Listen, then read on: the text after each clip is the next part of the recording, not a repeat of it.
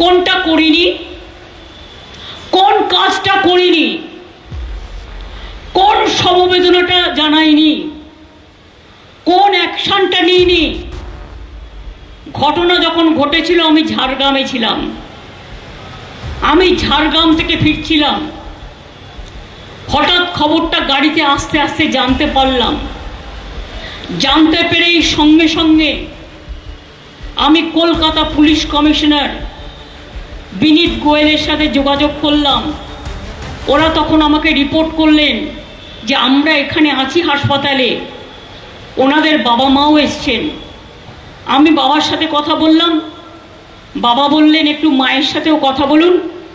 মায়ের সাথেও কথা বললাম এবং তাদের আমি বলেছিলাম যে পুলিশ তদন্ত করবে এবং আমি ওদের ফাঁসি চাই।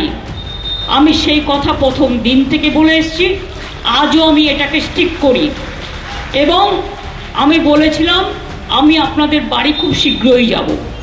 আমি ওনাদের বাড়ি সোমবার গিয়েছিলাম। ততক্ষণ পর্যন্ত পুলিশ, সেদিন রাতের ঘটনা শুনুন, আমার সাথে 100 বার কথা হয়েছে, মিনিট টু মিনিট। আমি সারা রাত ঘুমাইনি।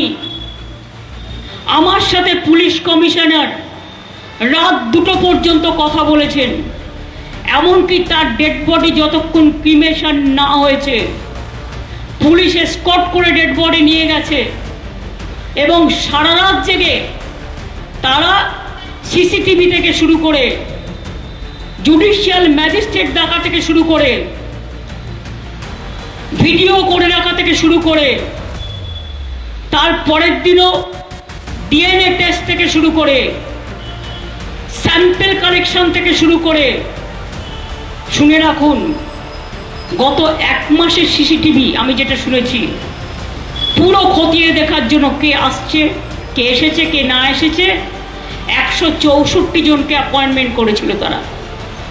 এবং 12 ঘন্টার মধ্যে আসল যে খুনি তাকে জেরা করে, তার এভিডেন্স পেয়ে তাকে জেরা করে 12 ঘন্টার মধ্যে তাকে অ্যারেস্ট করা হয়েছে।